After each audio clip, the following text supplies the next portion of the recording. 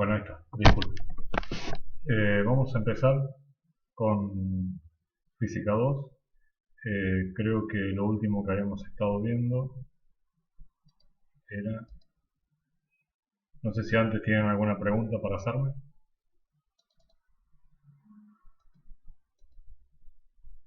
De mi parte no, profe. Vale. Bueno, vamos a hacer un pequeño repaso por donde andamos.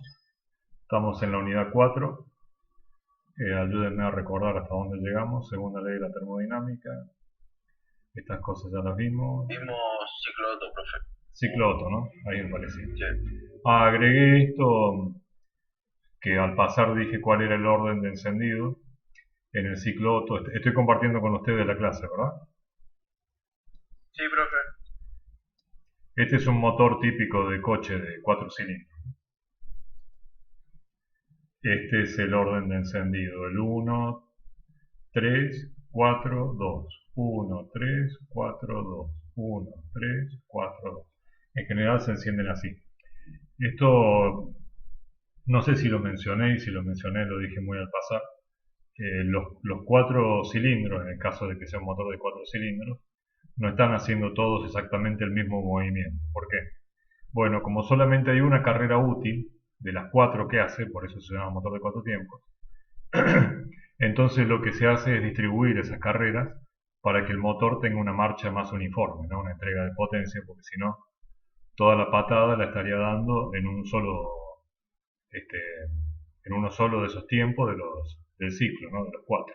Entonces por eso es que se reparten para que siempre haya alguno haciendo un ciclo de trabajo, mientras los otros están en diferentes etapas, ¿no? Siempre están en diferentes lugares. Y aún así hay algunas intermitencias.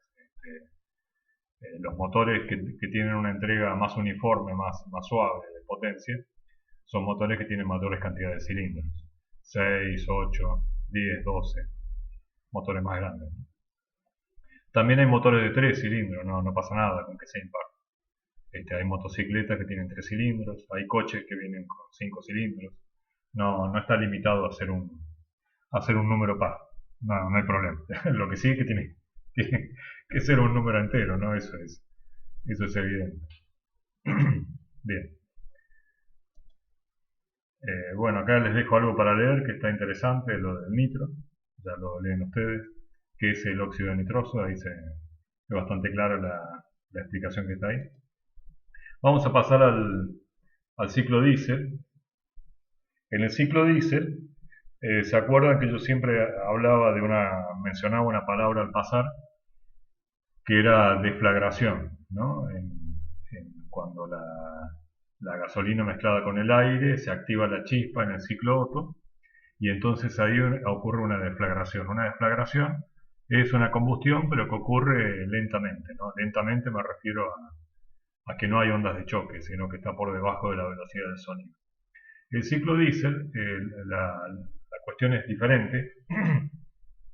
Ahí sí hay una verdadera explosión, hay una onda de choque que va a una velocidad de combustión, ese frente de onda que es superior a la velocidad del sonido. Y vamos a ver en qué consiste el ciclo diésel. El ciclo diésel fue inventado por Rudolf Diesel, que era un ingeniero nacido en París, pero de padres alemanes, que después volvió a Alemania. Y el ciclo diésel, él lo inventó justamente para desarrollar un motor que tuviera una eficiencia mayor que el ciclo Otto, ¿no? El ciclo Otto ya se había inventado. El ciclo Otto, que en realidad Otto fue el que se puso a ensamblarlo desde un punto de vista mecánico, pero en realidad es un ciclo que fue inventado 4 años antes por Rochas, que yo les decía, Leo de Rochas. Entonces, como les decía, el ciclo diésel es un ciclo que tiene 4 tiempos también, como el ciclo Otto, y esos tiempos son los que están aquí abajo. Primera diferencia, hay una admisión, hay una compresión, hay una expansión y hay una expulsión. Eso no cambia, eso es igual. Pero hay detalles que son importantes. El primero, la admisión no se succiona aire y gasolina, sino que solamente se succiona aire. En la admisión solo entra aire, se abre la válvula de admisión y solamente entra aire. Luego se cierra la válvula de admisión y empieza la carrera de compresión. Acá acabó el primer tiempo, la segunda figura es el segundo tiempo.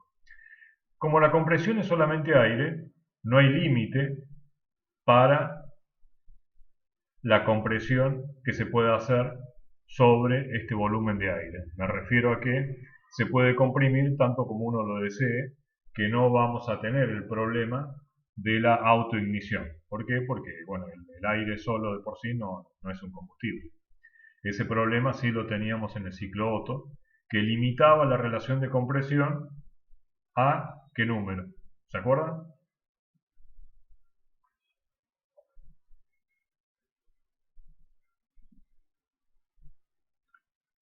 Acá está. 9, 10. Como mucho en el ciclo Otto se puede comprimir hasta 9 o hasta 10. 10, 11 en algún motor de competición, pero no mucho más que eso. Bueno, entonces, como decía, acá se comprime mucho más el aire. La relación de compresión puede llegar a ser hasta de 25 a 1, o más también, de tal forma que el aire, al ser una compresión adiabática, si el volumen disminuye tanto, no queda otra que la temperatura aumente considerablemente. Es aire que está a muy alta temperatura por efecto de la compresión, de la rápida compresión adiabática. En estas condiciones se inyecta un combustible pesado, como el gasoil. Originalmente Diesel lo hizo con aceite de palma. Sí tuvo un origen verde, entre comillas, este motor. Se puede usar aceite directamente, aceite en condiciones especiales. Ese combustible que es inyectado aquí con el aire que está a tan alta temperatura, inmediatamente se inflama con una explosión, que hace subir rápidamente la presión y empuja de nuevo el pistón hacia abajo, iniciando el tercer movimiento, que es la carrera de expansión. Y una vez que está aquí, por inercia, vuelve a subir el pistón y antes de subir se abre la válvula de escape para hacer la cesión de calor al medio ambiente. ¿Preguntas hasta ahí? No, profe. No, profe. Bueno, este es el ciclo Diesel. Entonces, se parece bastante al Otto. Hay una admisión, hasta acá es igual. Compresión, todo igual. La diferencia es que esta compresión adiabática llega a valores mucho más altos de presión. ¿Por qué? Porque la relación de compresión es mucho mayor. Es de más del doble, o a veces hasta del triple, comparado con el Otto. En estas condiciones se va inyectando el combustible, pero yo no lo puedo inyectar de golpe porque ya les digo que ocurren estas explosiones. Entonces le lleva un tiempo, mientras tanto el pistón se va moviendo, o sea, ingresa un poquito de combustible, ocurre la ignición. El pistón empieza a bajar, un poquito más de combustible, sigue bajando, un poquito más de combustible, todo eso lo hace el inyector, ¿no? Entonces, este ingreso de calor al ciclo se hace aproximadamente a presión constante. Es una transformación isobárica, esta entrega de calor al ciclo, cuando la del Otto era isocórica. Esta es isobárica. Luego se deja de inyectar combustible y entonces ocurre la expansión adiabática. Se abre la válvula de escape y rápidamente se cede el calor sobrante al medio ambiente. El área de este ciclo es el trabajo hecho por el motor. El rendimiento del motor diésel se calcula, siempre es igual, ¿no? Ya lo sabíamos a esto. El rendimiento de una máquina es lo que obtengo sobre lo que usé para obtenerlo. El rendimiento de los motores ya hemos visto que se podía expresar atendiendo ese principio: lo que obtengo sobre lo que usé para obtenerlo. Lo que obtengo es W y lo que usé para obtenerlo es el calor que viene del foco caliente, QC, como el trabajo es la relación entre el calor más el calor aportado al foco frío, entonces me quedaba esta relación de acá. El calor del foco frío y el calor del foco caliente, a su vez, son relaciones que son fáciles y que las vimos con anterioridad. El calor aportado por el foco caliente, QC, es una relación a presión constante, es isobárica. Por lo tanto, va el calor específico a presión constante, o la capacidad calorífica a presión constante. Mientras que el calor cedido al foco frío no ocurre en una transformación isobárica, sino que es isocórica, y por eso va el CB. Por eso acá está el CP y acá va el CB. Bueno, entonces en definitiva me queda CP sobre CB, que es 1 sobre gamma, que es esto que está acá, y la relación TD menos TA, TC menos TB. Luego aplico las relaciones de transformación adiabática y me queda esta ecuación que está acá abajo, que es parecida a la del ciclo Otto, ¿no? Es 1 menos RC simplemente la relación que hay entre BC y BB, y el otro R, que es la relación de compresión de la que yo les hablaba, que es la diferencia entre el punto muerto inferior y el punto muerto superior, el cociente entre los dos, ¿no? El R, el 28 es el 25, el 30 es el que viene acá. Y este es un valor bastante menor.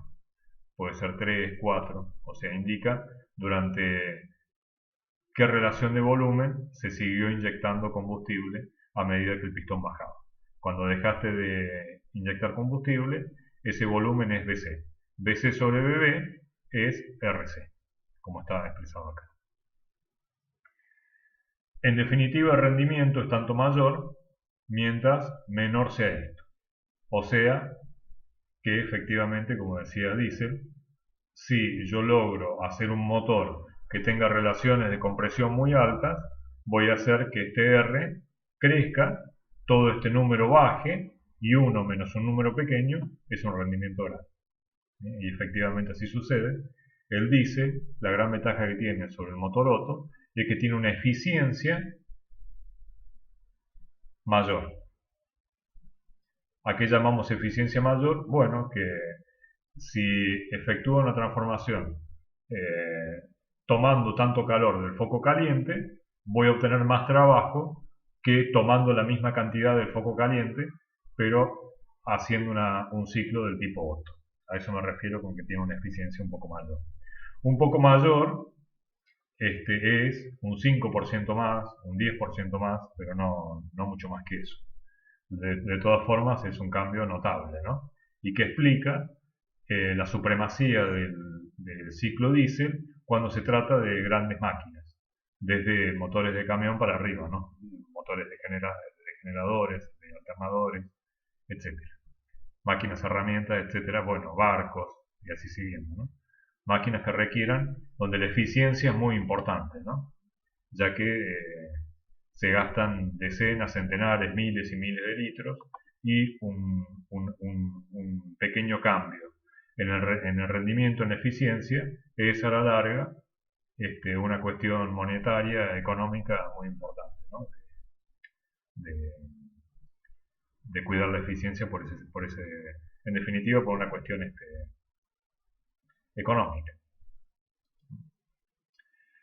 A ver, ¿qué les quería mostrar acá? El ciclo dice la cámara lenta.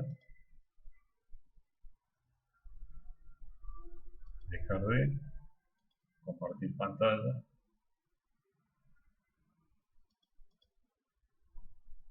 No sé por qué me estoy diciendo esto. Acepto.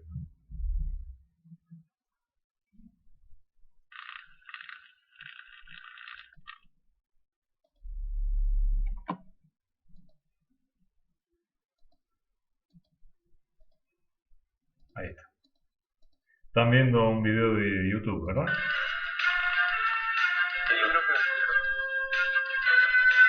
In this video, you will learn about the conditions that are required to cause diesel fuel to burn.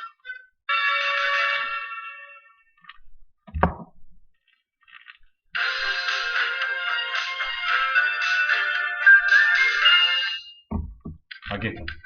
First, we will talk about combustion and the conditions that are necessary for something to ignite or start burning. Combustion requires three things: something burnable, A ver si me ayudan con esto.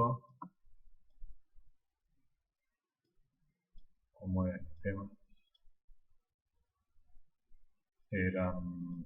subtítulos. Ahí está.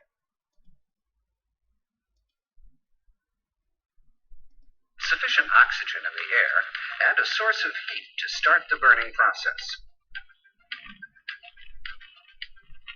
There are two ways in which something can be ignited. Ahí está el otro. A substance can start burning due to a flame or spark. Or it can be ignited by heat alone.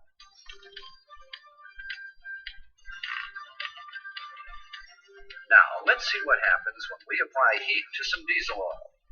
We will heat it carefully so that the flame does not reach the fuel directly. Acá lo que está haciendo es tomar combustible diésel, que es combustible pesado, ¿no? Que se obtiene de la refinación del petróleo, bueno, ya lo habrán visto eso.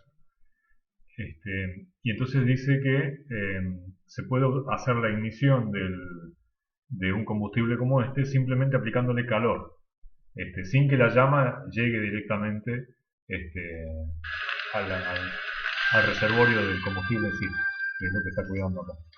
Por eso tiene esta lámina de amianto. Hay una temperatura determinada que se alcanza lo que se llama la autoignición del combustible diésel, que es una temperatura que es alta y por eso se lo comprime tanto al aire, para que el diésel, en cuanto entre en contacto con el aire, a esa temperatura tan alta, genere la ignición automáticamente.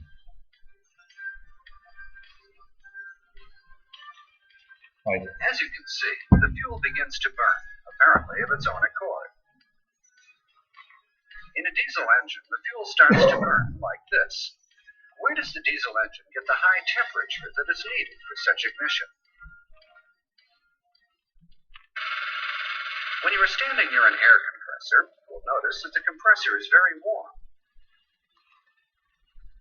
This is because the air in the compressor warms up when it is compressed. Similarly, a diesel engine produces the high temperature needed for ignition by compressing the air in it. Now, esto es muy let's see how interesante, ¿ves? Es la presión a la que está sometido el aire.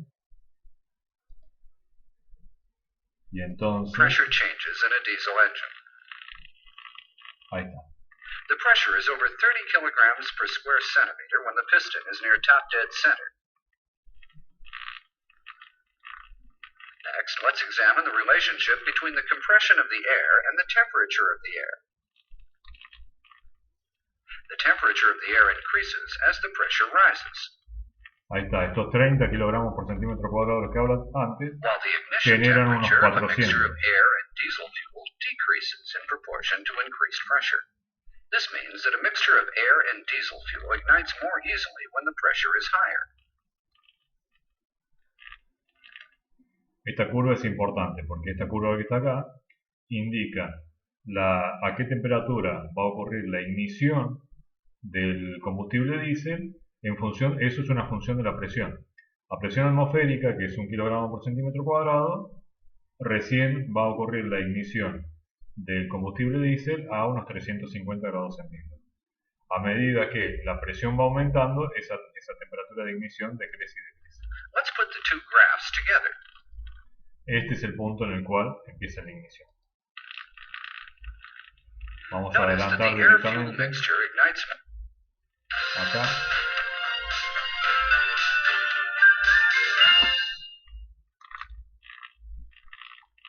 Ahí está.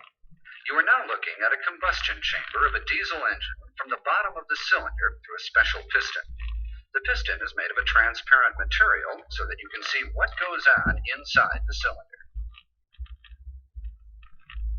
The film is taken at very high speed so that we can freeze the frame at some critical moments of combustion. Recuerden que todo esto ocurre en una fracción de segundo, ¿no? The valves Está are filmado also a muy visible alta through the velocidad. transparent piston. The injection nozzle is located here at the center. Está filmado a través del pistón, que tiene unos Let's agujeros run que the lo hacen previous transparente. scene more slowly so we can see more details. Ahí está el inyector The fuel inyectando is gasoil, injected into the se mezcla con el aire que está a muy alta temperatura cylinder from y the en forma nozzle. instantánea The fuel mist ocurre spreads out and la ignites. ignición a muy alta velocidad. The flames spread out in the cylinder. Genera una muy alta presión y eso a su vez es lo que empuja el pistón hacia abajo. The fuel injection ends here. But the unburned fuel continues to burn.